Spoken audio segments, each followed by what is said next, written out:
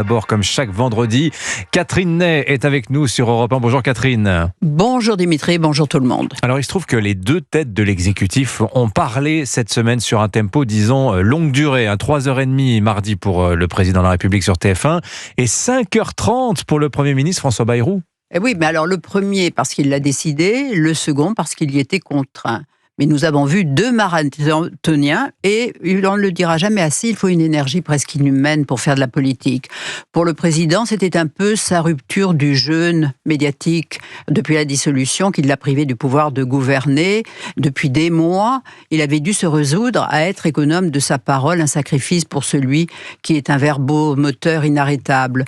Alors sans doute stimulé par un contexte international porteur, il est sorti du bois parce que son leadership est reconnu. Il est le plus ancien des dirigeants européens. Lui, il a le lien avec Donald Trump. Et la visite à Kiev des 4 leaders, français, allemands, polonais et Grande-Bretagne, ça avait de la gueule. Eh bien, c'est lui qui en a eu l'initiative, qui a été loulangé par la presse allemande. Eh bien, il a décidé que c'était une bonne séquence pour lui, une fenêtre de tir. Il fallait en profiter. C'était un peu une tentative pour réexister. Il y avait aussi une raison de politique intérieure. Oui, on sait qu'il s'agace parce que le Premier ministre ne va pas assez vite, assez fort, assez loin pour redresser les finances, pour réformer, mais l'arithmétique parlementaire, suite à la dissolution, contraint le Premier ministre à la puissance, ce qui rejoint d'ailleurs aussi sa nature. Alors, le président n'a pas la main sur lui, qui s'est imposé, ce qu'il n'a pas à lui, ce qu'il n'a pas digéré.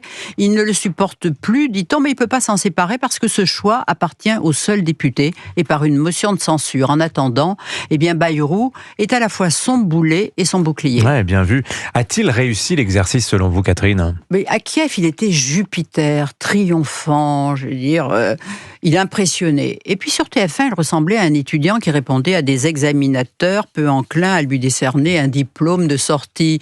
Alors il était sur la défensive, il a réponse à tout, il connaît le dossier. Ah ça oui, mais les problèmes, ils sont toujours pas résolus. Et vous êtes là depuis 8 ans, vous avez tous les pouvoirs. Et la France est bien malade. J'ai essayé de faire de mon mieux, je ne suis pas un homme orchestre. Enfin, vous voyez, c'était pas vraiment glorieux. Alors, a-t-il eu raison de parler ? Aujourd'hui, un sondage au Doxa juge son bilan négatif à 71%. Mais à l'Élysée, on se console. Vous avez vu, il y avait près de 6 millions de téléspectateurs qui l'ont suivi. Preuve qu'il intéresse, n'est-ce pas ? Oui.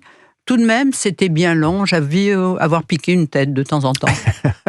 Le lendemain, mercredi, c'était au tour de François Bayrou de prendre la parole. Et oui, un 14 mai, anniversaire de la mort d'Henri IV. Eh bien, François Bayrou a trouvé son Ravaillac, le député Paul Vannier, LFI, qui le 11 février, dans l'hémicycle, accusé de n'avoir pas protégé les élèves de Bétarame des violences pédocriminelles. Des accusations ignominieuses qui pouvaient le faire tomber, ce qui n'aurait peut-être pas déplu au président. En tout cas, c'était bien l'intention de celui qui l'avait interpellé. Et depuis plusieurs semaines, le Premier ministre n'en dormait plus. Sa tête et son esprit se préparaient à répondre devant la commission d'enquête. Peut-être que ça a nui aux affaires courantes. Sa tête était ailleurs. Alors, mais lui, là, il s'y est préparé avec une minutie, une précision dont il sait faire preuve, ce qu'on ne savait pas.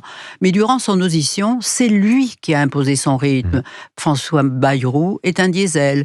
Quand il veut dire quelque chose, il le dit. Et qu'on ne s'avise pas de lui couper la parole. La présidence aurait voulu lui marquer une pause pour dîner, souffler un peu. Il a refusé. Non, on continue. Et patiemment, il a dénoncé les accusations de LFI, les mensonges de Mediapart, a pu prouver qu'il n'avait jamais été informé des violences sexuelles à Bétarame. D'ailleurs, les victimes ont rompu l'omerta que 25 ans plus tard. Non, il ne savait rien. Non, il n'a jamais été au conseil d'administration de l'établissement. Non, sa femme n'y était pas professeure. Elle a fait le catéchisme une fois par semaine pendant 9 mois. Alors, à l'arrivée, ces deux marathoniens de la parole, d'après vous, Catherine, qui a gagné ? Eh bien, pas le président, puisqu'on se demande toujours s'il a eu raison d'exposer son impuissance sur la scène intérieure d'une lumière aussi crue. Quant à François Bayrou, lui, dans une ambiance quasi stalinienne, a pu démontrer qu'il était bien victime d'un procès politique fomenté par LFI. On voulait le faire tomber dans le déshonneur. Il a sauvé son honneur. Il n'y en a pas deux comme vous, Catherine Ney, pour nous raconter la politique. Merci beaucoup. François Bayrou qui a trouvé en Paul Vannier son Ravaillac. Celle-là, personne ne l'avait vu cette semaine. Voilà. Et pourtant, je les ai tous lus, les papiers politiques sur le sujet. Merci beaucoup, Catherine.